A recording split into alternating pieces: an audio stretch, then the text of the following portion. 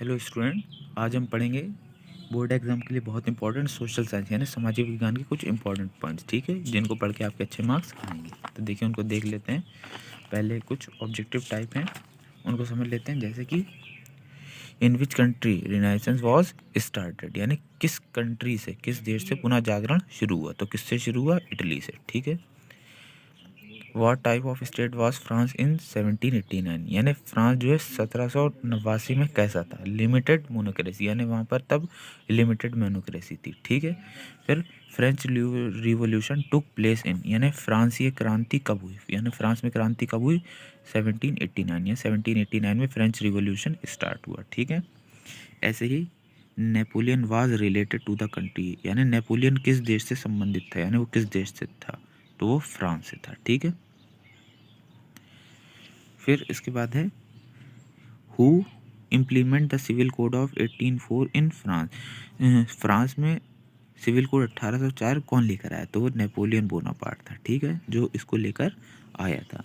तो ये कुछ इंपॉर्टेंट पॉइंट है जिन्हें हम पढ़ लेंगे। फिर है व्हेन वाज नेपोलियन डिफीटेड, यानी नेपोलियन कब हार गया था? तो देखिए, नेपोलियन 1815 में, यानी 1855 में हार गया था, ठीक है। फिर इसके बाद कुछ और इम्पोर्टेंट पॉइंट हम पढ़ लेंगे।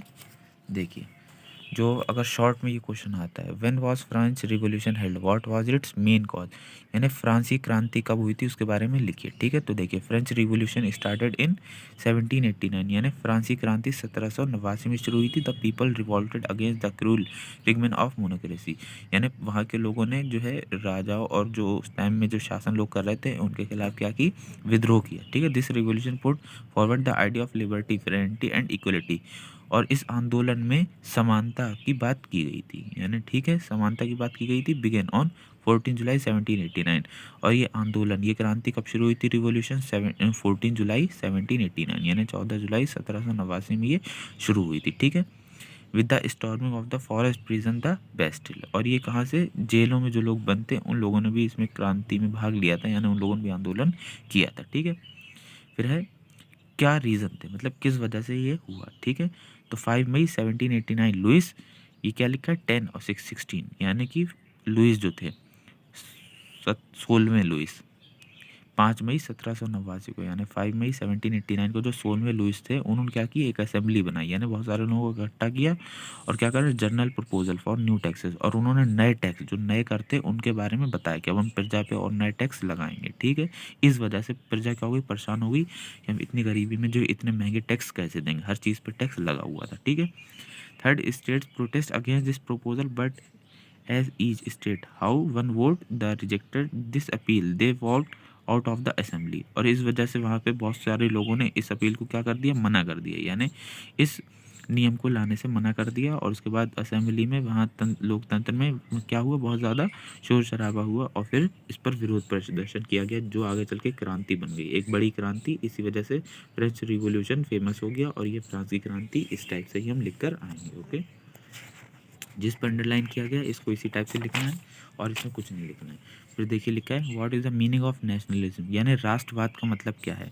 What circumstances were helpful in the rise of European nationalism, और यूरोप में नेशनलिज्म यानी यूरोप में राष्ट्रवाद कैसे शुरू हुआ उसके बारे में बताइए। तो देखिए, nationalism is the desire for political independence of people who feel they are historically और culturally a separate group within a country, यानी राष्ट्रवाद क्या है? किस पे डिपेंड था? राजनीति पे, ठीक है, एक स्वतंत्र राजनीति पे डिपेंड था। और किस पे डिपेंड था? हिस्टोरिकल, और जो पहले की ऐतिहासिक चीज़ें थी उन पर।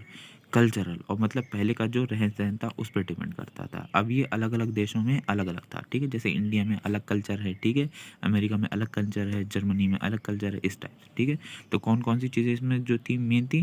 Federalism was one of the greatest obstacles in the way of nationalism, यानी फेडरलिज्म जो था वो सबसे मेन पॉइंट था नेशनलिज्म का, यानी राष्ट्रवाद कैसे शुरू हुआ? फेडरलिज्म की वजह से शुरू, ठीक है।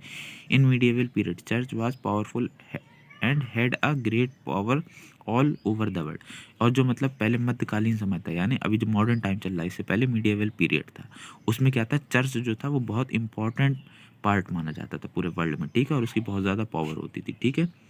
फिर है many wars have also arisen sentiments of nationalism among the people, यानी जो प्रथम विश्व युद्ध हुआ, सेकंड यानी फर्स्ट वर्ल्ड वार हुआ और द्वितीय विश्व यानी दूसरा विश्व युद्ध हुआ। इसमें भी इसकी वजह से लोगों में भी आपस में बहुत ज़्यादा क्या हो गई, नेशनलिज्म की भावना उत्पन्न हुई, यानी नेशनलिज्म की फीलिंग्स आई, जिसकी वजह से फिर रिवॉल्यूशन स्टार्ट हुआ, यानी कि नेशनलिज्म राष्ट्रवाद स्टार्ट हो गया। ठीक है, यही मेन पॉइंट थे, बाकी के पॉइंट्स को नहीं लिखेंगे, इनको इसी टाइप से लिख देंगे कि राष्ट्रवाद का मतलब क्या है, तो राष्ट्रवाद का मतलब यही है।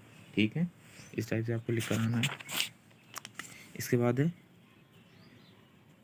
Question, when was Indian national Congress establish, यानी भारतीय कांग्रेस जो है, भारतीय राष्ट्र कांग्रेस जो है कब बनी, तो 1885 में बनी। ठीक है, 1885 में बनी। ठीक है, इसके बाद और कुछ इंपॉर्टेंट पॉइंट पढ़ लेते हैं। When did Mahatma Gandhi begin to non corporation movement, यानी महात्मा गांधी ने कब अहिंसा आंदोलन शुरू किया, तो कब शुरू किया, 1928 यानी 1920 में शुरू किया। ठीक है, फिर Chauri Chaura incident took place in the year of, यानी चौरी चौरा जो कांड हुआ था वो किस साल हुआ था, तो 1922 में हुआ था। ठीक है, ये इंपॉर्टेंट पॉइंट था इसका।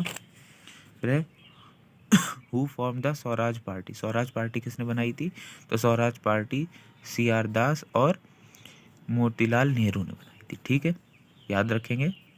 फिर Simon commission arrived in India, ये बहुत इंपॉर्टेंट क्वेश्चन है कि साइमन कमीशन भारत कब आया था, तो साइमन कमीशन भारत 1928 यानी 1928 में आया था। ठीक है, फिर इसके बाद क्वेश्चन है, देखिए, who was the author of song Vande Mataram, यानी वंदे मातरम गीत को लिखने वाले लेखक कौन है, तो कौन है, बंकिम चंद्र चटर्जी हैं। ठीक है, बंकिम चंद्र चटर्जी क्या हैं, ऑथर हैं वंदे मातरम के, याद रहेगी आपको।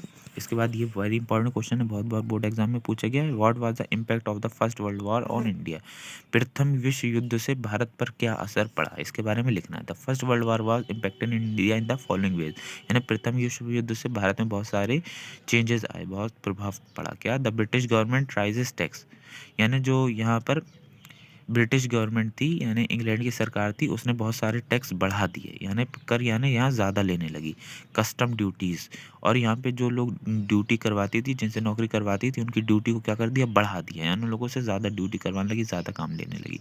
And income taxes in India to finance the war expenditure, और जो प्रथम विश्व युद्ध था, फर्स्ट वर्ल्ड वॉर था, उसमें जो उनके पैसे और बाकी चीज़ें खर्च हुई थी, तो इंडिया में ज़्यादा टैक्स लेके, ठीक है, ज़्यादा से ज़्यादा इनकम टैक्स लेके उसे कवर करना चाहते थे, फाइनेंस, ठीक है, फाइनेंस करना चाहते थे, जो उनकी फाइनेंशियल प्रॉब्लम हो गई थी फर्स्ट वर्ल्ड वॉर की वजह से ब्रिटिश गवर्नमेंट की, तो वो उसे क्या करना चाहते थे, यूटिलाइज करना चाहते, ठीक है। Villagers and farmers were forcefully recruited in the British army, और जो भारतीय किसान थे उनको भी क्या किया जाता था, ब्रिटिश की आर्मी बहुत ज़्यादा परेशान करती थी और उन्हें मजदूरों से भी ज़्यादा काम करवाती थी, ठीक है, ज़बरदस्ती। There was a rise in prices of food other essential things, अब वो बहुत ज़्यादा जो है खाने पीने की जो चीज़ें थी उन्होंने बहुत ज़्यादा महंगी कर दी थी, और वो इम्पोर्टेंट भी होती हैं किसी भी इंसान के ज़िंदा रहने के लिए, तो उसे इतनी ज़्यादा महंगी कर दी थी टैक्स लेने के लिए कि जिससे उनकी इकोनॉमी स्ट्रांग हो, लेकिन इसकी वजह से भारतीय लोगों को बहुत ज़्यादा दिक्कतें परेशानियों का सामना करना पड़ा, ठीक है। फिर पढ़ लेते हैं, देखिए एक इंपॉर्टेंट क्वेश्चन है, describe the Jallianwala Bagh incident of 1919, यानी जलियांवाला बाग कांड जो हुआ था अमृतसर में 1919 में, इसके बारे में बताइए। तो देखिए, Rowlatt Act 1919 was passed by the British government despite the unit opposition of the Indian member, यानी 1919 में एक रॉलेट एक्ट था जिसे ब्रिटिश गवर्नमेंट ने इंडिया में पास कर दिया था, ठीक है। This act gave enormous power to the government to the repress political activities and allow definition of any person without trial for 2 years, ठीक है। Gandhi ji wanted non violent civil disobedience against such injustice law, यानी Rowlatt Act 1919 में British government ने India में इसे क्या कर दिया था, लागू कर दिया था। इस लॉ में क्या बताया गया था कि उनको जब भी किसी पे शक होगा या कुछ तो उस पर कार्रवाई कर देंगे, ठीक है, कोई भी सुनवाई नहीं होगी जल्दी, तो इसके खिलाफ जो है गांधी जी ने भी क्या की, आवाज़ उठाई, नॉन वायलेंट सिविल, यानी उन्होंने बहुत ज़्यादा इस पर अहिंसा पर इसका विरोध किया, ठीक है, लेकिन ये रॉलेट एक्ट पास कर दिया गया, ठीक है। इसके बाद एक इंपॉर्टेंट क्वेश्चन पढ़ लेते हैं, what was the Rowlatt act, how did the affect the national movement, Rowlatt act क्या था और उसने राष्ट्रवाद जो था उस पर क्या असर डाला। तो देखिए, अब जलियांवाला बाग कांड में एक बात और समझ लेंगे, एक जनरल डायर थे, ठीक है, ब्रिटिश आर्मी के ही एक कमांडर थे, उन्होंने बहुत सारे लोग जो सभा हो रही थी जलियांवाला में, ठीक है, यानी पंजाब के एक पार्क में। तो वहाँ बहुत सारे बच्चे, बूढ़े, ठीक है, वुमेन्स यानी औरतें, सब लोग बैठे हुए थे। उन्होंने वहाँ पे क्या कर दी थी, ब्रिटिश आर्मी को ऑर्डर दे दिया था कि इन सब पे गोलियाँ चला दो। तो उन सब पे उन लोगों ने फायर कर दिया था, जिसकी वजह से ज़्यादातर सभी लोग उसमें मार दिए गए थे, ठीक है। उनकी याद में भी आज भी जो है ये मनाया जाता है, ठीक है। जलियांवाला बाग कांड के जो है उनको, उनकी आत्माओं को शांति देने के लिए वो मनाया जाता है, श्रद्धांजलि, ठीक है, दी जाती है उन्हें।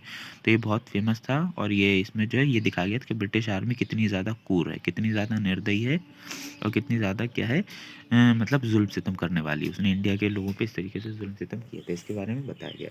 अब क्वेश्चन नेक्स्ट है कि रॉलेट एक्ट क्या है, इस और इससे क्या भारतीय, और इससे राष्ट्रवाद पर क्या असर पड़ा, इसके बारे में बताना, ये वेरी इंपॉर्टेंट है। तो देख लीजिए, 1919 में रॉलेट एक्ट को पास करा गया था, और इसमें थ्रू देखिए लिखा, इन 1919 the Rowlatt act was pass हरिडली through the imperial legislative council despite the united opposition of the Indian members. This act gave the British government enormous power to repress political activities. क्या मतलब हो गया, यानी 1919 में Rowlatt act को पास कर दिया गया, जिसमें कुछ ऐसे ब्रिटिश के कानून थे कि वो जब चाहें जिस पर चाहें क्या कर सकते हैं, विरुद्ध कार्रवाई कर सकते हैं, ठीक है। उन्हें जिस पे शक हो उस पर भी, भले ही वो निर्दोष ही क्यों ना हो, ठीक है, यानी अगर वो गुनहगार नहीं है तब भी उस पर वो कार्रवाई कर सकते थे। उन्हें इस टाइप की पावर मिल गई थी। Rallies were organised in various cities, workers went on strike in railway workshop and shop close down. और इसकी वजह से बहुत सारे लोगों ने क्या करा, गांधी जी के अहिंसा आंदोलन में हिस्सा लिया, और उन लोगों ने शहरों में, ठीक है, और मजदूरों ने, और रेलवे के कर्मचारियों ने, और जो लोग काम करने वाले थे इधर उधर, उन सब लोगों ने दुकानें बंद कर दी और काम करना बंद कर दिया, और गांधी जी के अहिंसा वाले आंदोलन में, यानी नॉन वायलेंट सिविल मूवमेंट जो था उसमें हिस्सा ले लिया, ठीक है। और ब्रिटिश गवर्नमेंट की ये रॉलेट एक्ट 1919 में जो पास हुआ, इसके खिलाफ विरोध प्रदर्शन किया, ठीक है। इसके बाद है question, what was salt Satyagraha started, describe it briefly. यानी जो साल्ट सत्याग्रह यानी कि जो नमक आंदोलन था, वो कैसे शुरू हुआ और कब शुरू हुआ, इसके बारे में बताइए। तो देखिए, Salt March was an effective symbol और tool of resistance against colonialism, because, देखिए, जो नमक आंदोलन था वो एक सिंबल था, यानी वो एक तरीके का क्या था, प्रदर्शित करने वाला एक चिन्ह था कि बहुत सारे लोग, अब भारतीय ज़्यादातर जितने भी लोग हैं वो सब ब्रिटिश गवर्नमेंट से बहुत ज़्यादा परेशान हो गए, ठीक है। तो उसके खिलाफ, ब्रिटिश सरकार के खिलाफ इसमें क्या करा गया था, नमक आंदोलन चलाया गया था। All classes could identify with salt as it was an essential food item, यानी जितने भी अलग अलग तरीके के परिवार थे उस समय भारत में, उन सब लोगों ने इसका मिलकर विरोध प्रदर्शन किया। Tax on salt and the monopoly over its manufacturing was a sign of the operation of British rule, यानी इसमें जो है नमक पर भी क्या लगा लिया गया था, टैक्स लगा लिया गया था, जिससे लोग बहुत ज़्यादा परेशान हो गए थे, क्योंकि ये ब्रिटिश का बहुत जो है ख़तरनाक रूल थे, बहुत ज़्यादा परेशान करने वाले रूल थे। गांधी जी रीच दांडी ऑन 6 अप्रैल 1930, और गांधी जी जो है 6 अप्रैल को 1930 को दांडी पहुंच गए, and violated salt law by manufacturing salt from sea water, और उन्होंने जो नमक आंदोलन था, जो नमक कानून था, उस पर क्या कर दिया, उसको तोड़ दिया, ठीक है, और समुद्र से नमक लेकर आने लगे, ठीक है, समुद्र में नमक जाकर डालने लगे, उस टाइप का जो है घटना हुई थी।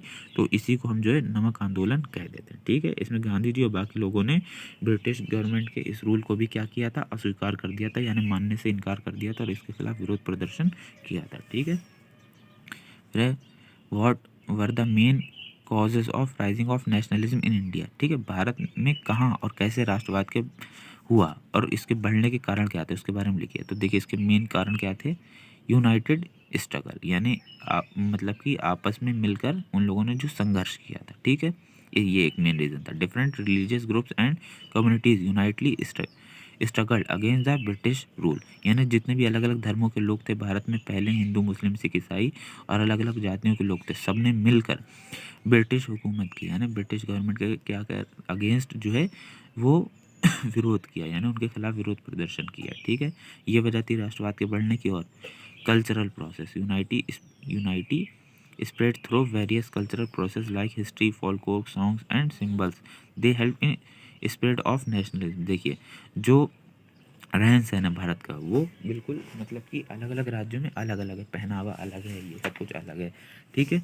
तो सब जगह के अलग अलग लोगों ने, भारत के अलग अलग राज्यों के लोगों ने अपने जो है इसमें साथ दिया। ठीक है, यही बात इसमें बताई गई है। फिर इसके बाद ये वाला पॉइंट पढ़ लेंगे, रोल ऑफ द लीडर्स। क्या मतलब हो गया? Leaders like Mahatma Gandhi, Jawaharlal Nehru arouse the feelings of nationalism through their movement, their motivational speeches and political activities। यानी कुछ नेताओं का भी बहुत ज़्यादा रोल रहा, मतलब बहुत ज़रूरी हुआ, उनकी वजह से ही भारत में राष्ट्रवाद आ पाया। कौन सारे वो लीडर थे? तो देखिए, महात्मा गांधी थे, ठीक है, पंडित जवाहरलाल नेहरू थे। इन लोगों ने लोगों में ऐसी भावना उत्पन्न की और लोगों को मोटिवेट किया, ठीक है, मोटिवेशनल स्पीचेस दी, जिनसे उनमें बहुत ज़्यादा आत्मविश्वास और साहस बढ़ा, यानी हिम्मत आई, और लोगों ने उनका साथ दिया और ब्रिटिश गवर्नमेंट के खिलाफ जो है वो विरोध प्रदर्शन करे, जिससे आगे चल के हमारा भारत देश आज़ाद हो गया। ठीक है, और बहुत सारी जो है कुर्बानियाँ भी दी गई, वो तो आप लोगों को ऑलरेडी पता ही है कि कितना ज़्यादा जो है स्ट्रगल करना पड़ा था, तब जाके हमें भारत में आज़ादी मिली। ठीक है, इसके बाद पढ़ लेते हैं, who launch the non cooperation movement, mention any 3 causes of it. यानी अहिंसा आंदोलन की शुरुआत किसने की और कब की, और इसकी कौन से मेन रीज़न है, यानी कौन क्या मेन कारण है, उनके बारे में भी बताइए। ठीक है, देखिए, non cooperation movement was a mass movement launch by Gandhi ji in 1920। यानी जो अहिंसा आंदोलन था उसे गांधी जी ने चलाया था, और कब चलाया था? 1920, यानी 1920 में चलाया था। इट वॉज अ पीसफुल, ये बहुत शांतिफुल था, मतलब इसमें बहुत सुकून और शांति की बात की गई थी, and a non violent protest, और इसमें उन्होंने अहिंसा यानी लड़ाई झगड़े से करने से मना किया था, against the British government in India. ये ब्रिटिश गवर्नमेंट के खिलाफ था। ठीक है, इसमें ब्रिटिश गवर्नमेंट का विरोध प्रदर्शन किया गया था, लेकिन गांधी जी ने कहा था कि हमें किसी से लड़ना नहीं है, सिर्फ विरोध प्रदर्शन करना है, अपनी आवाज़ को उठाना है। Causes of the non cooperation movement were, यानी जो अहिंसा आंदोलन था उसके क्या कारण थे, किस वजह से शुरू हुआ? तो देखिए, इसकी मेन वजह थी रॉलेट एक्ट, जो 1919 में रॉलेट एक्ट पास कर दिया गया था, रॉलेट का नियम पास कर दिया गया था, जिसमें भारतीय लोगों पे कभी भी किसी भी शक के दायरे में आने पे उन पे विरुद्ध कार्रवाई की जानी थी। इस तरीके के जुल्म सितम किए जा रहे थे, और बहुत सारी चीज़ों पे टैक्स लगा दिया गया था। ये एक मेन वजह थी अहिंसा आंदोलन के बढ़ने की। ठीक है, जलियांवाला बाग मैसकर, यानी जो जलियांवाला कांड हुआ था वो भी एक मेन वजह थी। 13 अप्रैल को 1919 में जनरल डायर ने क्या किया था, बहुत सारे लोग जो उस सभा में बैठे थे, ठीक है, पंजाब के एक बाग में, जलियांवाला बाग में, ठीक है, पंजाब का ही एक हिस्सा ही है जलियांवाला बाग, उसमें बहुत सारे लोग बैठे थे, और वहाँ कुछ नेता लोग स्पीच दे रहे थे, और बाकी वहाँ के भारतीय लोग सब सुन रहे थे, और जनरल डायर ने वहाँ पहुँच के सब अपनी आर्मी से, ब्रिटिश आर्मी से कह दिया कि इन सबको क्या कर दो, फायर शूट कर दो। तो उन लोगों ने सब गोलियाँ चला के उन सबको मार दिया। तो उसमें बहुत सारे बच्चे, बूढ़े, औरतें, सब लोग थी। ठीक है, तो वो सबकी डेथ हो गई थी उसमें। द फर्स्ट वर्ल्ड वार, इसकी एक वजह जो है प्रथम विश्व युद्ध भी है। प्रथम विश्व युद्ध की वजह से बहुत सारे लोग जो है, भारतीय लोगों को भी उसमें मार दिया गया था। ठीक है, बहुत सारे लोगों को उसमें ले जाया गया था यहाँ से वर्ल्ड वार के लिए। दूसरी बात ये कि उस वजह से ब्रिटिश गवर्नमेंट को भी बहुत नुकसान हुआ था, उनकी इकोनॉमी और पैसे वगैरह उनके पास ख़त्म होने लगे, तो उन्होंने भारत में बहुत ज़्यादा इनकम टैक्स लगा दिया था। ठीक है, बहुत ज़्यादा जो है उन्होंने आयकर पे टैक्स लगा दिया था, खाने पीने की चीज़ों पे टैक्स लगा दिया था। इस वजह से भी भारतीय लोग बहुत परेशान हो गए थे ब्रिटिश शासन से, ब्रिटिश गवर्नमेंट से, इसलिए भी उन्होंने विरोध प्रदर्शन किया, और यही आगे चल के बहुत बड़ा विरोध प्रदर्शन बढ़ा, जिसे हम अहिंसा आंदोलन या नॉन कॉरपोरेशन मूवमेंट कहते हैं, जिसे गांधी जी ने 1920 यानी 1920 में चलाया था। ओके, इसके बाद हम कुछ और इम्पोर्टेंट पॉइंट पढ़ लेते हैं। Silk route India Asia links with, मतलब जो सिल्क रूट है, ठीक है, रेशम का जो रूट है, वो एशिया को किससे लिंक करता है? बोथ ए एंड बी, यानी यूरोप से और अफ्रीका से। जो एशिया का जो, ठीक है, रूट है, वो यूरोप और अफ्रीका को आपस में जोड़ता है, यानी सिल्क, रेशम को रेशम ले जाने लाने के लिए एशिया में कौन से 2 रूट आपस में मिल जाते हैं? तो अफ्रीका और यूरोप आपस में मिल जाते हैं। ठीक है, उसके बाद और कुछ क्वेश्चन इसमें पढ़ लेते हैं। तो देखिए, और इसमें क्वेश्चन कौन से हैं? The axis powers did not include, जब बहुत सारी ताकतें आपस में लड़ रही थी, तो कौन उनसे अलग था उस टाइम? उस टाइम ब्रिटेन अलग था, यानी ब्रिटेन ने ज़्यादा विश्व युद्ध में या किसी चीज़ों में भाग नहीं लिया था। ठीक है, ये बात बताने की कोशिश की गई है। इसके बाद एक क्वेश्चन देख लेते हैं। लॉन्ग में, the silk routes are a good example of trade and cultural link between distant part of the world, explain with example. यानी जो रेशम मार्ग है वो एक बहुत अच्छा एग्जाम्पल है किसका? व्यापार का, और जो सामाजिक और व्यवहारिक जो वो होते हैं, ठीक है, संबंध, उनको आपस में जोड़ने का, 2 देशों के बीच, दुनिया में 2 या उससे ज़्यादा देशों के बीच जो रेशम एक दूसरे को सेल की जाती, बाय की जाती है, यानी खरीदी बेची जाती है। तो उससे क्या है, देशों के बीच आपस में क्या होता है, गहरे संबंध बन जाते हैं, उनके बीच दोस्ती भाईचारा आपस में हो जाता है। तो उसी के बारे में पूछा गया कि उसके कोई एग्जाम्पल दीजिए। तो historians have identified several silk route, यानी जो इतिहासकार हैं उन्होंने बताया कि पहले बहुत सारे सिल्क रूट थे, यानी रेशम के जो है मार्ग थे, ओवरलैंड यानी ज़मीन के ऊपर, यानी ज़मीन के ऊपर से मतलब है पहिया वाहन, जो परिवहन होते हैं, मतलब कि गाड़ियाँ वगैरह, इनसे ले जाया जाता था। एंड सी, और समुद्री जहाज़ों के द्वारा भी इनको ले जाया जाता है। नीटिंग टुगेदर वास्ट रीजन्स, और बहुत सारे दूर दूर जगहों पर इनको ले जाया जाता है, एक देश से दूसरे देश। Of Asia, linking Asia with Europe and north America, जिसने एशिया को यूरोप और उत्तरी अफ्रीका से जोड़ दिया। ठीक है, एशिया यानी इंडिया को, इस तरीके के देशों को यूरोप से और दक्षिणी अफ्रीका से जोड़ दिया। ठीक है, जिसकी वजह से बहुत सारा व्यापार जो हुआ वो बढ़ा। ठीक है, बहुत सारा व्यापार बढ़ा इसमें। बस ये एक मेन पॉइंट है। फिर इसमें एक दो पॉइंट और देख लेते हैं।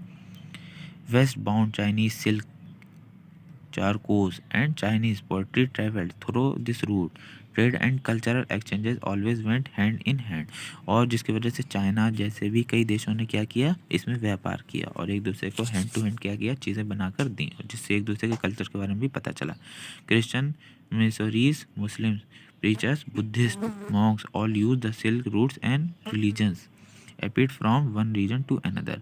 इसमें क्रिश्चियंस, ठीक है, मिशनरीज और मुस्लिम्स, ठीक है, और बुद्धिस्ट, इन लोगों ने भी इस सिल्क रूट का यूज़ करा। ठीक है, रिलीजन्स मतलब कि धार्मिक रूप से भी किया, और जो है वो ट्रेड के रूप, यानी व्यापार बिजनेस के रूप में भी इसको किया। ठीक है, इसके बाद हम पढ़ लेते हैं इसमें इंपॉर्टेंट। देखिए ये बहुत इंपॉर्टेंट है, मैप वर्क। ये एग्जाम में कई बार पूछा गया, मैप दे दिया जाएगा और कहा जाएगा कि ये क्वेश्चन लिखें, ये इसमें बताइए मैप में ये कहाँ है।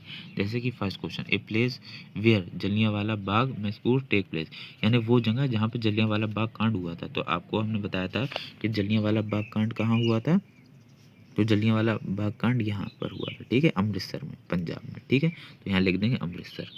फिर उसके बाद है a place where Arya Samaj and प्रार्थना समाज वर इस्टेब्लिश, वो जगह जहाँ आर्य समाज और प्रार्थना समाज जो है वो बने। तो बॉम्बे में, कहाँ बने, बॉम्बे में। तो इसमें देख लीजिए जगह कहाँ पर है, बॉम्बे, फिर उसको लिख देंगे। ठीक है, फिर इसके बाद है a place where Annie Besant establish home rule league, यानी वो जगह जहाँ पे एनी बेसेंट जो है उन्होंने अपना होम रूल इस्टेब्लिश किया। तो वो जगह कौन सी है, चेन्नई। तो देखिए ये चेन्नई है, इसको वहाँ पे लिख देंगे, नाम लिखना होगा सिर्फ। ठीक है, फिर ऐसे ही है a place where Chandrashekhar Azad मार्टिड, यानी वो जगह जहाँ चंद्रशेखर आज़ाद शहीद हुए। तो वो जगह कौन सी, इलाहाबाद। ठीक है, इलाहाबाद, जिसे अब हम प्रयागराज भी कह देते हैं। ठीक है, तो उसका यहाँ पे नेम लिख देंगे इलाहाबाद ये। ठीक है, इस तरीके से डॉट बना के उसका नाम लिख देंगे। ठीक है, फिर और ऐसे कुछ क्वेश्चंस हैं, उनको भी देख लेंगे। देखिए a city where Gandhi ji and doctor Ambedkar sign a treaty, यानी वो जगह जहाँ गांधी जी और डॉक्टर अम्बेडकर ने साइन किए थे। तो कौन सी जगह है, पुणे। तो देख लेंगे पुणे और फिर लिख देंगे। ठीक है, इस तरीके से आई होप आपके समझ में आ रहा होगा कि वहाँ पर कैसे लिखना है। ठीक है, कुछ जगह इसमें मेंशन की गई हैं, कुछ नहीं मेंशन की गई हैं। अब पुणे यहाँ पे नहीं लिखा है, तो आपको देखिए ये लिखा है पुणे। ठीक है, तो वहाँ पे डॉट करके पुणे लिखाना है। इस तरीके से जो है सब इम्पॉर्टेंट चीज़ें हैं, देख लेंगे और फिर लिख कर वहाँ पर अच्छे से आएंगे, क्योंकि ये सब इम्पॉर्टेंट है। A city where Swami Vivekananda was born, वो जगह जहाँ पे स्वामी विवेकानंद पैदा हुए। तो कलकत्ता में, वो कहाँ हुए, कलकत्ता में। तो ये भी लिख देंगे कलकत्ता। ठीक है, डॉट करके कलकत्ता, इस तरीके से जो है लिख देंगे। फिर a place where non cooperation movement was started, यानी वो जगह जहाँ से अहिंसा आंदोलन शुरू हुआ। तो कहाँ से शुरू हुआ, उत्तर प्रदेश से शुरू हुआ। ठीक है, तो लिख देंगे ये यहाँ, ये क्या है, उत्तर प्रदेश का हिस्सा है, अलीगढ़। ठीक है, लखनऊ, ये उत्तर प्रदेश का एरिया, इसे लिख देंगे दिल्ली के नीचे। तो इस तरीके से और जो क्वेश्चन आते हैं तो उसको भी कर देंगे। जैसे a place where Taj Mahal is situated, यानी वो जगह जहाँ ताजमहल सिचुएटेड है। तो यहाँ लिख देंगे आगरा। ठीक है, और यहाँ पे आगरा इस तरीके से लिख देंगे। ठीक है, यानी वो जगह जहाँ आगरा है।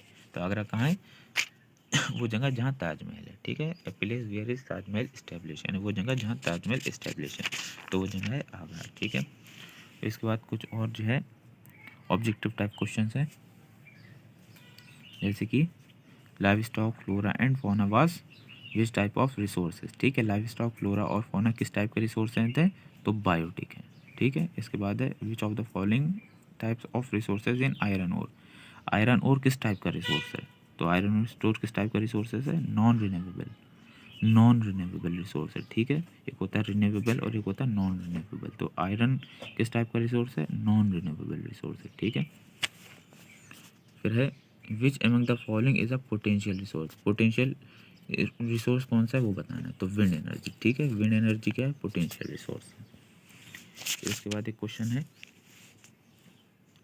What is non recyclable natural resources. Non recyclable natural resources यानी गैर पुनर्जागरण चक्र क्या है, उसके कोई दो एग्जांपल लिखिए। तो देखिए नॉन रिन्यूएबल रिसोर्सेज क्या है, the resources are found through long geological time period and cannot be renewed. Example mineral, metals and fossil fuel. Their resources में further be divided, यानी जो अलग अलग समय में फॉसिल फ्यूल्स हैं, ठीक है। मिनरल्स यानी खनिज हैं जो ज़मीन से निकाले जाते हैं। मेटल्स यानी बहुत सारे धातु, उनको अलग अलग पार्ट में डिवाइड कर लिया गया, ठीक है। उन्हीं के बारे में पढ़ना। और बाकी सारी चीज़ें रिसोर्सेज क्या कहलाती हैं, नॉन रिन्यूएबल रिसोर्सेज कहलाती हैं। जैसे रिसाइकेबल, ये मेटल्स क्या हैं, ये रिसाइकिल हो जाते हैं, यानी इन्हें फिर से यूज़ करके फिर से बनाया जा सकता है। Metals can be recycled by technological application, so they are recyclable, यानी इन्हें टेक्नोलॉजी के ज़रिए फिर से रिसाइकिल किया जा सकता है। नॉन रिसाइकेबल फॉसिल फ्यूल यानी जो पेट्रोल, डीजल, केरोसिन, मिट्टी के तेल है, इन्हें एक बार यूज़ करने के बाद दोबारा इन्हें नहीं बनाया जा सकता। तो ये सब क्या है, नॉन रिसाइकेबल हैं। जबकि रिसाइकेबल मेटल वगैरह जो धातु, उन्हें दोबारा बनाया जा सकता है, ठीक है। फिर उसके बाद है व्हाट आर नेचुरल रिसोर्सेज, यानी प्राकृतिक संसाधन क्या हैं। Why there is a need for their preservation, और उनकी क्यों ज़रूरत पड़ी उसके बारे में भी बताइए। तो natural resources are those substances which are provided by natural for human consumption, for example soil, air, water, mineral, plants etcetera. यानी प्राकृतिक संसाधन कौन से हैं, तो मिट्टी, पानी, हवा, खनिज, लवण, पेड़ पौधे, ये सब क्या है, प्राकृतिक संसाधन, यानी प्रकृति ने हमें दिए हैं। Earth natural resources include light, air, water, plant, animal, soil, mineral, sunlight and fossil fuels etcetera. यानी जो हमारी अर्थ पे जो नेचुरल रिसोर्स हैं, यानी हमारी पृथ्वी पे जो प्राकृतिक संसाधन है वो कौन कौन से हैं, लाइट यानी प्रकाश है, एयर मतलब हवा है, वाटर मतलब पानी है, पेड़ पौधे हैं, जानवर हैं, मिट्टी है, और खनिज लवण है, ठीक है, सूर्य की रोशनी है, और बहुत सारे पेट्रोल, डीजल, केमिकल्स, ये सब हैं, ठीक है। ये सब क्या है, बहुत ज़रूरी हैं। People need some natural resources to stay alive, they use others to make their lifes better. और ये जो है लोगों के लिए बहुत ज़रूरी है नेचुरल रिसोर्स, यानी प्राकृतिक संसाधन हमारी ज़िंदगी जीने के लिए बहुत ज़रूरी हैं, ठीक है। उसके बाद पढ़ लेते हैं कौन कौन से हैं। टू मेंटेन इको, अब need for preservation of natural resource, अब हमें प्राकृतिक संसाधन जो है उन्हें बचा के रखने की क्यों ज़रूरत है। तो देखिए to maintain ecological balance for supporting life. देखिए जो हमारा इकोलॉजिकल सिस्टम है, यानी जो ठंड, गर्मी, मौसम, बरसात, ये सब होते हैं, ये इक्वल रहें इसके लिए, और जिसकी वजह से हमारी लाइफ को ये सपोर्ट करते हैं। अगर ये नहीं होंगे तो फिर हम जिंदा नहीं रह पाएंगे। तो ये बहुत ज़रूरी है इनको प्रिजर्व करके रखना, to preserve different kinds of species of biodiversity. और देखिए हमारे जो है दुनिया में अर्थ पे बहुत अलग अलग प्रकार के जो है लोग और बाकी चीज़ें रहती हैं, ठीक है। तो उनको मतलब अच्छे से संभाल के रखने के लिए भी ये बहुत ज़रूरी है। To make the resources available for present and future generation, और जो अगली पीढ़ी है, ठीक है, भविष्य में जो नई पीढ़ियाँ, न्यू जनरेशन आएगी, उसके लिए भी क्या है, बहुत ज़्यादा ज़रूरी है, ठीक है, प्रिजर्व करके रखना, वरना फिर हम उनकी हेल्प नहीं कर पाएंगे। To ensure survival of human races, और जो मतलब कि इंसान हैं उनकी मतलब यूज़ के लिए भी ये बहुत ज़रूरी है। अगर हम इन्हें सेव करके नहीं रखेंगे तो आने वाली न्यू जनरेशन फिर इनका यूज़ नहीं कर पाएगी, क्योंकि ये चीज़ें ख़त्म हो जाएंगी। इसलिए पेट्रोल, डीजल, मिट्टी का तेल, ये सब लिमिटेड है, तो इनका कम से कम यूज़ करें और लिमिटेड यूज़ करें, इनका मिस यूज़ ना करें। इसके बाद हम नेक्स्ट पढ़ लेते हैं कुछ और क्वेश्चन, जैसे कि which of the following animals are given legal protection in India. कौन से ऐसे एनिमल हैं जिन्हें भारत ने जो है वो प्रोटेक्शन दे रखी है, ठीक है, सुरक्षा दे रखी है। तो ऑल ऑफ दिस, मतलब कि टाइगर भी इसमें है, वन हॉर्न राइनोसोरस, एक सिंग का राइनोसोरस भी है, और कश्मीर स्टैग भी है, ठीक है। ये सब क्या हैं, इनको इंडियन गवर्नमेंट ने लीगल प्रोटेक्शन दे रखी है, ओके।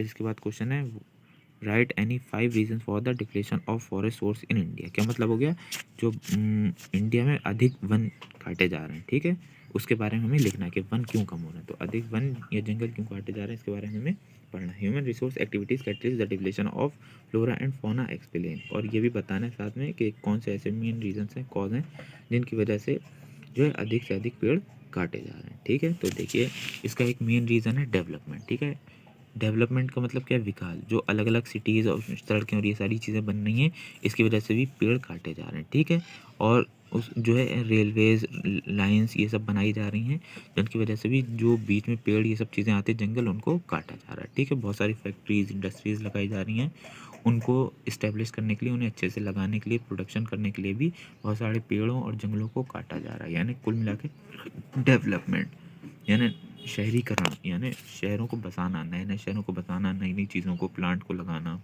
इंडस्ट्रीज कंपनीज को लगाना एक मेन वजह है पेड़ों के कटने की। ठीक है, इसलिए लिखा है एग्रीकल्चर एक्सपेंशन।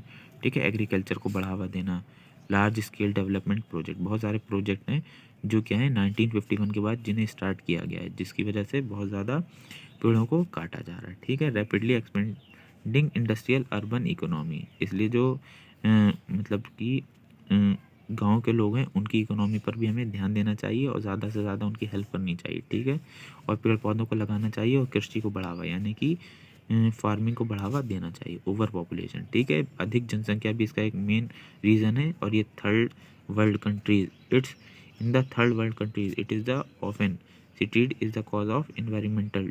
ठीक है, ज़्यादा पॉपुलेशन की वजह से भी ज़्यादा पेड़ों को काटना पड़ रहा है, क्योंकि ज़्यादा पॉपुलेशन होने से ज़्यादा जगहों की ज़रूरत पड़ेगी, तो फिर हमें ज़्यादा ट्रीज़ कट करने होंगे, जिससे ज़्यादा जगह मिले और फिर हम वहाँ पर घर बना सकें और बाकी सारी चीज़ें लगा सकें। ठीक है, तो ये इसका एक मेन रीज़न है। ठीक है, depletion of forest resource in India, इसलिए भारत में अधिक वन काटे जा रहे हैं, अधिक पेड़ काटे जा रहे हैं, क्योंकि हमें अधिक ज़रूरत है।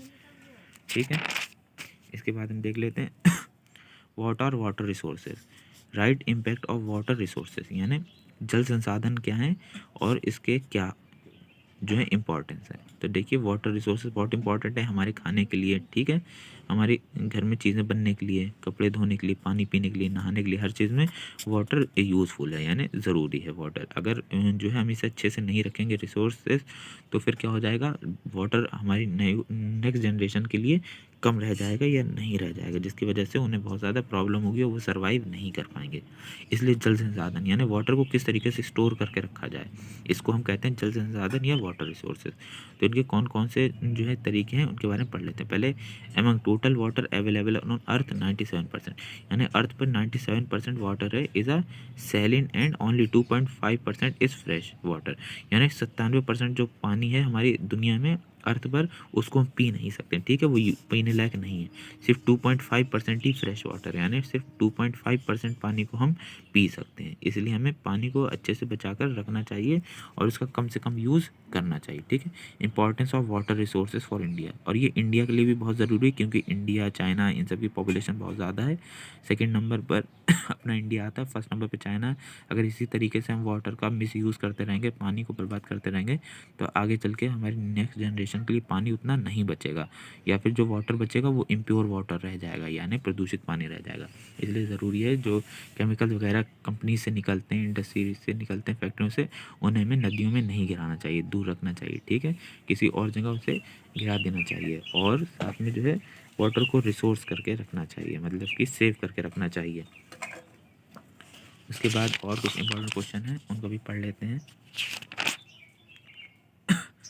जैसे agriculture is which type of activity, agriculture यानी जो कृषि है वो किस तरह की गतिविधि है, तो प्राइमरी एक्टिविटी, ये क्या है, प्राइमरी एक्टिविटी, प्रथम वर्क है, यानी सबसे ज़्यादा इम्पोर्टेंट है। फिर right any 3 characteristics of Indian agriculture, यानी भारतीय कृषि के कोई 3 क्या करिए कैरेक्टरिस्टिक्स बताइए। तो देखिए 3 कौन कौन से हैं, खरीफ, जायद, रबी, ये क्या है, सीजन्स हैं। 3 क्रॉप्स के क्या हैं, ये सीजन्स हैं, मतलब कि जो भारतीय कृषि होती है वो इन 3 चीज़ों पर डिपेंड होती है, रबी की फसल पर, खरीफ की फसल पर और जायद की फसल पर। ठीक है, ये क्या है 3 मेन फैक्टर्स हैं, और mainly 3 types of farming are found in India, India में 3 तरीके की फार्मिंग पाई जाती है, primitive substance farming, intensive substance farming and commercial farming. Commercial farming जो है ये अलग कैटेगरी है, प्रिमिटिव फार्मिंग ये अलग है, और जो है इंटेंसिव फार्मिंग ये अलग है। ठीक है, ये 3 कैटेगरी हैं भारतीय कृषि की, यानी इंडियन एग्रीकल्चर की। ओके, ये इतना इंपॉर्टेंट क्वेश्चन नहीं है, बट फिर भी इसे अच्छे से पढ़कर चले जाइए। फिर देखिए एक क्वेश्चन ये है जो इंपॉर्टेंट है, which among the following minerals is found in ocean beds. Ocean beds में कौन सा खनिज लवण पाया जाता है? तो मैग्नीज पाया जाता है, ठीक है, समुद्र में। इसके बाद ये क्वेश्चन एक इंपॉर्टेंट है, व्हाट आर मिनरल, यानी खनिज क्या है। Give two example, also name two carriers rocks of mineral, यानी जो ज़मीन से जो मिनरल्स निकाले जाते हैं वो क्या है, उनके बारे में बताइए, ठीक है। Mineral naturally occurring homogeneous substance, they have a definable internal structure are known as mineral, यानी जो ज़मीन से निकाले जाते हैं प्राकृतिक तौर पर, और वो आपस में बहुत सारे तत्वों से मिलकर बने होते हैं, ठीक है, वो होमोजीनियस होते हैं, यानी उन्हें जल्दी अलग नहीं किया जा सकता, ठीक है। इनका इंटरनल स्ट्रक्चर अलग होता है, यानी अंदर से इनका कुछ शेप अलग होता है और बाहर से कुछ शेप इनका अलग लग रहा होता है, इन्हीं को हम मिनरल्स कह देते हैं, ठीक है। एग्जाम्पल, टू एग्जाम्पल कौन कौन से, कोल यानी कि कोयला, आयरन, आयरन का मतलब लोहा, तो आयरन और लोहा, ठीक है, यानी आयरन का मतलब हो गया लोहा, कोल का मतलब हो गया कोयला, तो कोयला और लोहा जो है वो ज़मीन से निकाला जाता है, इसलिए हम इसे मिनरल कह देते हैं, ठीक है।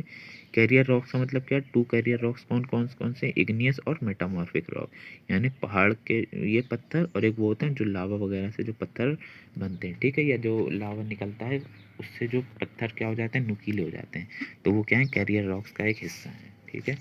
तो आपको समझ में आ गया होगा कि मिनरल्स क्या होते हैं। तो मिनरल्स ज़मीन से निकाले जाते हैं, जैसे कि आयरन, ठीक है, कोल यानी लोहा, सोना, चांदी, ये सब क्या है, मिनरल्स हैं, ठीक है। फिर अब Mumbai high is famous for, Mumbai high किस लिए फेमस है? तो पेट्रोलियम के लिए मुंबई हाई फेमस है, ठीक है। और ये क्वेश्चन इंपॉर्टेंट है, which of the following is generated by fast flowing water, यानी वाटर से भी ज़्यादा तेज़ कौन फ्लो होता है? तो हाइड्रो इलेक्ट्रिसिटी, ठीक है, यानी पानी से क्या बनाई जाती है, हाइड्रो इलेक्ट्रिसिटी बनाई जाती है। हाइड्रो इस्तेमाल किया जा रहा है वाटर के लिए, और इलेक्ट्रिक करंट बन रहा है, इलेक्ट्रिसिटी बन रही है वाटर से, इसलिए इसको कुल मिला के हम हाइड्रो इलेक्ट्रिसिटी कहते हैं, ठीक है। इसके बाद है, ये एक इंपॉर्टेंट क्वेश्चन है, वाई छोटा Nagpur is a store house of mineral, छोटा नागपुर को खनिज का भंडार क्यों कहते हैं? तो देखिए इसलिए कहते हैं क्योंकि वहाँ पर क्या है, देख लीजिए, iron ore is found in abundance and about 40% of iron ore in India is found in this area, क्योंकि जो लोहा है पूरे भारत का 40% लोहा जो है वो इंडिया के छोटे नागपुर में ही पाया जाता है, ठीक है, इसलिए जैसे कि बालाघाट, सिवनी, ये छोटा नागपुर का हिस्सा कहलाती हैं, इसलिए, ठीक है। Over 50% of manganese in India is found in this region, और भारत का 50% मैग्नीज भी जो है वो भी छोटे नागपुर में ही पाया जाता है। Almost 60% of copper in India found in this region, और जो 60% तांबा है, कॉपर है इंडिया का, वो भी छोटे नागपुर में ही पाया जाता है। Almost 60% of bauxite in India is found in this region, और 60% बॉक्साइट जो है इंडिया का वो भी छोटे नागपुर में पाया जाता है। तो आप देख रहे हैं कॉपर, बॉक्साइट, मैग्नीज, आयरन, ये कितने इंपॉर्टेंट मेटल हैं, ठीक है, कितने ज़रूरी धातु हैं, ये सारी क्या हैं, छोटे नागपुर में ही मिलती हैं, इसलिए हम इन्हें कहते हैं कि छोटा Nagpur is a store house of minerals, यानी छोटा नागपुर जो है खनिज का भंडार है, यानी वहाँ बहुत सारे जो है प्राकृतिक तौर पर निकाले जाने वाले, ज़मीन से निकालने वाले जाने वाले तत्व हैं, जिन्हें हम खनिज कह देते हैं। तो बहुत इंपॉर्टेंट मिनरल्स हैं जो कि वहाँ पर पाए जाते हैं। तो ये सिवनी मध्य प्रदेश का ही एक हिस्सा है, और बालाघाट, तो इन जगहों पर ये सब मिलते हैं। ऐसी जो सबसे ज़्यादा सीमेंट हमें मिलता है वो भी सतना से मिलता है, जो कि मध्य प्रदेश का ही एक हिस्सा है। तो बहुत इंपॉर्टेंट रोल प्ले करता है मध्य प्रदेश इन सब चीज़ों में, ठीक है। इसके बाद और कुछ क्वेश्चन पढ़ लेते हैं, जैसे कि which one of the following is the most important mode of transport in India, यानी भारत में जो परिवहन है उसमें सबसे इंपॉर्टेंट क्या है, मतलब कौन सी चीज़ सबसे ज़्यादा जो है वो रोल इंपॉर्टेंट प्ले करती है, यानी सबसे ज़्यादा किस परिवहन का यूज़ किया जाता है? तो रोडवेज, यानी सड़क परिवहन का सबसे ज़्यादा हमारे इंडिया में यूज़ किया जाता है, एक जगह से दूसरी जगह जाने में, माल ढुलाई में, यानी गुड्स को एक जगह से दूसरी जगह ले जाने में, ठीक है, इसलिए which means of transportation in the following is most essential for the very inaccessible places, यानी वो कौन सा परिवहन है जो सबसे ज़्यादा ज़रूरी है कहीं भी जल्दी पहुंचने के लिए? तो वो है एयरवेज, यानी भारत मतलब कि वायुयान, मतलब कि जो हवाई सफ़र होता है, यानी हवाई जहाज़ से जाने में ही हम सबसे जल्दी कहीं भी पहुंचेंगे, तो वायु जो यान है मतलब कि ये सबसे ज़्यादा इम्पोर्टेंट है, ठीक है। फिर इसके बाद है What are the means of transportation and communication called the lifelines of a nation and its economy? यानी परिवहन संचार जो है वो क्यों इतना ज़्यादा इम्पोर्टेंट है और वो क्यों राष्ट्र को और देश को और वहाँ की अर्थव्यवस्था को मजबूत बनाने में उसका कितना ज़्यादा इम्पोर्टेंट रोल प्ले करता है, उसके बारे में बताइए। तो देखिए, परिवहन क्या है, बहुत ज़्यादा इम्पोर्टेंट है। यानी जो लैंड ट्रांसपोर्ट है, एयर ट्रांसपोर्ट है और सी ट्रांसपोर्ट है, यानी सड़क परिवहन, ठीक है, वायु परिवहन और समुद्री परिवहन, ठीक है, जल परिवहन, ये बहुत इंपॉर्टेंट है। यानी समुद्र के द्वारा जो जहाज़ जाते हैं उनसे, और जो नाव बोट वगैरह जाते हैं उनसे, और जो आसमान से एरोप्लेन वगैरह हेलीकॉप्टर जाते हैं ये, और सड़क पे जो चलते हैं ट्रक, बस, कार्स, इन सब से भी बहुत ज़्यादा रोल प्ले करता है हमारे देश को क्या करने में, मजबूत बनाने, यानी हमारे देश की अर्थव्यवस्था को अच्छा करने में एक इम्पॉर्टेंट रोल प्ले करता है। इसलिए ट्रांसपोर्ट हमारी जो नेशन है, राष्ट्र है, और इकोनॉमी यानी अर्थव्यवस्था है, उसको इम्पोर्टेंट करने, मतलब मजबूत करने में एक इम्पॉर्टेंट रोल प्ले करता है। ठीक है, फिर देखिए एक इम्पॉर्टेंट क्वेश्चन है, परिवहन routes are called the basic arteries of our economy, support this statement with relevant example. यानी जो परिवहन है वो हमारे देश की अर्थव्यवस्था का जो है धमनियाँ हैं, यानी धमनियों की वजह से पूरा शरीर, पूरी बॉडी चलती है, वेन्स आर्टरीज की वजह से। तो वो जो हमारे देश का जो अर्थव्यवस्था है वो ट्रांसपोर्ट पे क्यों इतनी डिपेंड है, मतलब किस वजह से इतनी ज़रूरत है। देखिए, ट्रांसपोर्ट की वजह से हम नेटवर्क में रहते हैं, यानी एक दूसरे के आपस में कनेक्शन में रहते हैं, एक दूसरे से मिलते जुलते हैं। ठीक है, दूसरी बात, ट्रांसपोर्ट के ज़रिए हम अपने ज़्यादा से ज़्यादा इम्पोर्ट एक्सपोर्ट करते हैं, यानी चीज़ों को बेचते हैं और ख़रीदते हैं, एक जगह से दूसरी जगह पहुँचाते हैं। अगर ट्रांसपोर्ट ना हो, यानी परिवहन ना हो, तो हम एक जगह से दूसरी जगह अपनी चीज़ों को आप प्रोडक्शन नहीं कर पाएंगे, ठीक है, क्रय विक्रय नहीं कर पाएंगे, यानी सेल नहीं कर पाएंगे, बाई नहीं कर पाएंगे, जिससे हमारी अर्थव्यवस्था ख़राब हो जाएगी, इकोनॉमी क्या हो जाएगी, वीक हो जाएगी। इसलिए ट्रांसपोर्ट यानी परिवहन जो है बहुत ज़रूरी है। ट्रांसपोर्ट का मतलब होता है एक जगह से दूसरी जगह जाने के लिए, आने जाने के लिए जो रास्ते होते हैं, जैसे कि रोड ट्रांसपोर्ट यानी कि सड़क परिवहन, रेलवे ट्रांसपोर्ट मतलब रेल के द्वारा ट्रांसपोर्ट जो होता है, ठीक है, मालगाड़ियाँ, गुड्स ट्रेन वगैरह जो होती हैं ये। फिर एक होता है एयर ट्रांसपोर्ट, यानी वायु, ठीक है, वायुयान द्वारा जो होता है, यानी एरोप्लेन्स के थ्रू जो व्यापार होता है और एक जगह से दूसरी जगह लोग जाते हैं उसे, ठीक है, तो उसे वायु परिवहन कह देते हैं। इसके बाद एक और क्वेश्चन पढ़ लेते हैं, classify the means of transport in how many primary can road transport be divided. परिवहन यानी ट्रांसपोर्ट का मतलब बताइए और ये कितने पार्ट्स में डिवाइड करा गया। तो देखिए, पर इसको 5 टाइप्स हैं, national highways, state highways, major district road, other district road और विलेज रोड।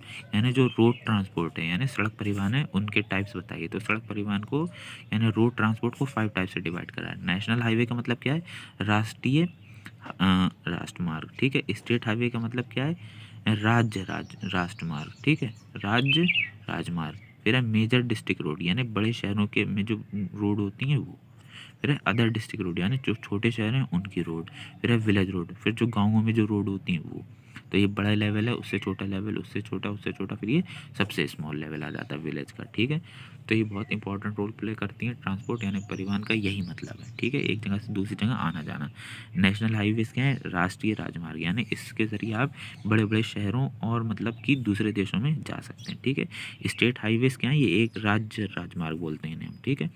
इनके द्वारा आप एक जगह से दूसरे शहर जा सकते हैं, एक शहर से दूसरे शहर, ये एक गांव से दूसरे गांव जाने के लिए हमें स्टेट हाईवेज की ज़रूरत होती है, जो कि आपको जो पीले और सफ़ेद रंग के पत्थर दिखते हैं वो होते हैं स्टेट हाईवे, यानी जो येलो वाइट कलर के जो पत्थर लगे होते हैं, स्टोन्स लगे होते हैं सड़क किनारे, रोड के साइड में, वो स्टेट हाईवे के लिए होते हैं। और जो रोड के किनारे अगर वो पत्थर हरे सफ़ेद होते हैं, यानी ग्रीन वाइट होते हैं, तो हम समझ लेना चाहिए कि हम जिस रोड पे चल रहे हैं वो नेशनल हाईवे का हिस्सा है, ठीक है। तो ऐसी सड़कें जहाँ पर लेफ़्ट या राइट साइड में हरे सफ़ेद या ग्रीन वाइट स्टोन्स लगे होते हैं, उस पर माइल्स किलोमीटर डिस्टेंस लिखी होती है, तो वो नेशनल हाईवे यानी राष्ट्रीय राजमार्ग होते हैं। और जिसमें येलो वाइट यानी पीले सफ़ेद पत्थर लगे होते हैं, उसमें किलोमीटर डिस्टेंस सब लिखी होती है, वो स्टेट हाईवे होते हैं, यानी राज्य राजमार्ग, यानी स्टेट, एक स्टेट से दूसरे स्टेट को जोड़ते हैं। फिर उसके बाद आ जाता है सॉइल के टाइप्स लिखिए, यानी मिट्टी कितने प्रकार की होती है तो लिखिए। तो देखिए, मिट्टी जो है 5 प्रकार की होती है, यानी सॉइल 5 टाइप्स की होती है। ब्लैक सॉइल जिसे हम काली मिट्टी कहते हैं, एरिड सॉइल यानी शुष्क मिट्टी इस कहते हैं इसे, फॉरेस्ट एंड माउंटेनियस सॉइल यानी जंगल और पहाड़ की मिट्टी, ठीक है। एलुवियल सॉइल जिसे हम जलोढ़ मिट्टी कहते हैं। फिर रेड सॉइल एरिया यानी लाल मिट्टी का क्षेत्रफल। तो ये इतने टाइप्स की मिट्टी या इतने टाइप्स की सॉइल होती है, ठीक है। फिर उसके बाद हम क्वेश्चन पढ़ लेते हैं। ये क्वेश्चन इंपॉर्टेंट है। Power sharing is the true spirit of democracy, justify this statement with 3 suitable point.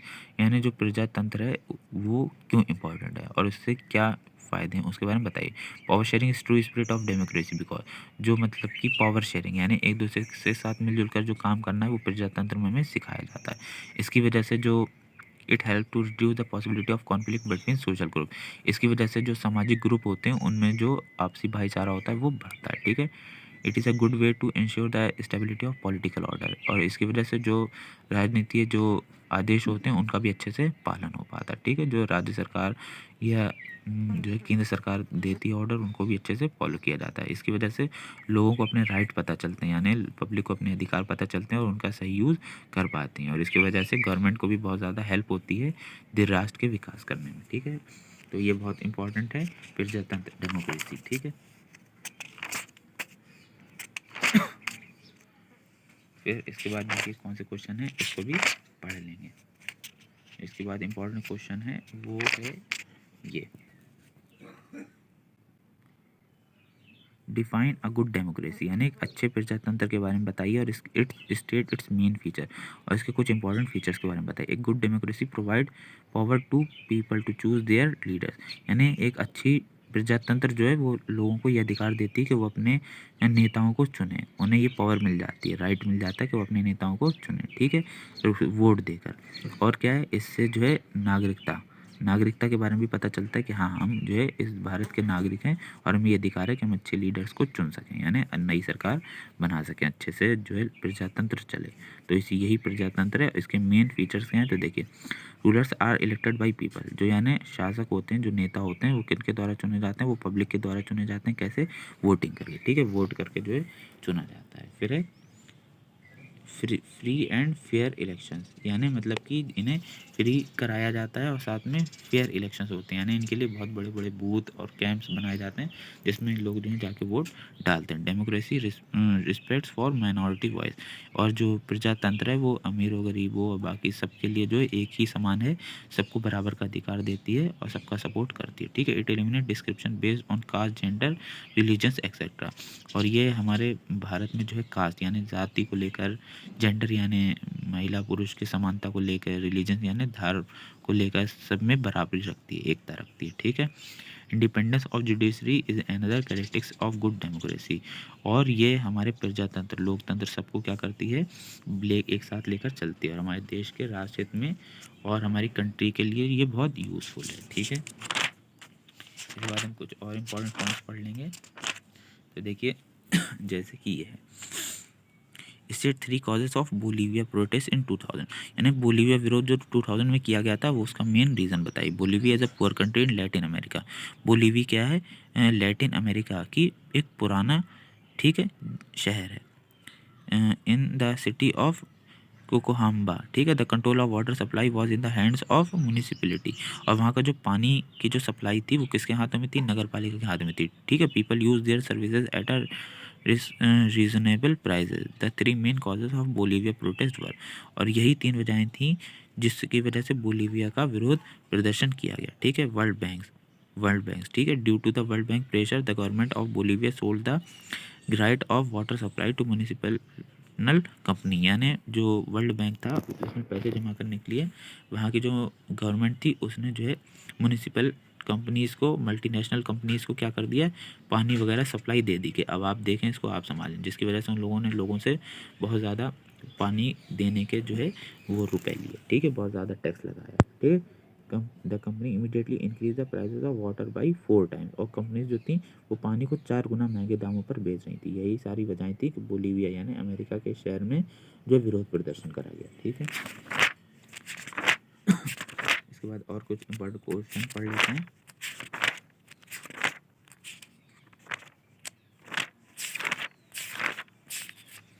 ठीक है। यहाँ पर एक क्वेश्चन है, what do you think the classification of economy activities into primary, secondary and tertiary is useful, यानी जो अर्थव्यवस्था है वो प्रथम, द्वितीय, तृतीय जो पद है उस पर किस तरीके से जो है ये हमारे लिए यूज़फुल है। तो देखिए, the classification of economy activities into primary, secondary and tertiary is useful on account of the information it provides and how and where the people of people of a country are employed. Also, this help is essential as to which the sector of economical activities contributes more or less than the country GDP. GDP की full form है gross domestic product, यानी सकल घरेलू उत्पाद। यानी हमारे लिए जो अर्थव्यवस्था है, इकोनॉमी, वो हमारी कंट्री के लिए बहुत ज़्यादा इंपॉर्टेंट है। इसमें लोग अलग अलग तरीके से क्या कर रहे हैं, हेल्प कर रहे हैं। कैसे हेल्प कर रहे हैं, तो जो है पढ़ाई लिखाई करके, ठीक है, मेहनत मजदूरी करके और कृषि करके, मतलब कि फार्मिंग करके, हर तरीके से लोग इसमें साथ दे रहे हैं, जिससे हमारे देश की जीडीपी बढ़े, यानी ग्रॉस डोमेस्टिक प्रोडक्ट, यानी सकल घरेलू उत्पाद बढ़े, यानी हमारे ज़्यादा से ज़्यादा चीज़ें बनाई जाएँ और वो दूसरे देशों में, बाहर सब जगह क्या की जाए, सेल की जाए, और अपनी कंट्री में भी उनका यूज़ किया जाए, इम्पोर्ट एक्सपोर्ट किया जाए, आयात निर्यात किया जाए, यानी एक देश से दूसरे देश में इसको भेजा जाए।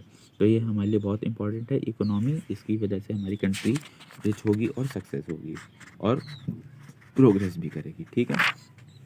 फिर है right a short note on contribution of public sector in the economical development of India, यानी सार्वजनिक क्षेत्र जो है वो भारतीय विकास के लिए क्यों ज़रूरी है, भारतीय अर्थव्यवस्था के लिए क्यों ज़रूरी है। तो देखिए, the public sector government owns most of the assets and provides all the services, thus it is called state sector और गवर्नमेंट सेक्टर।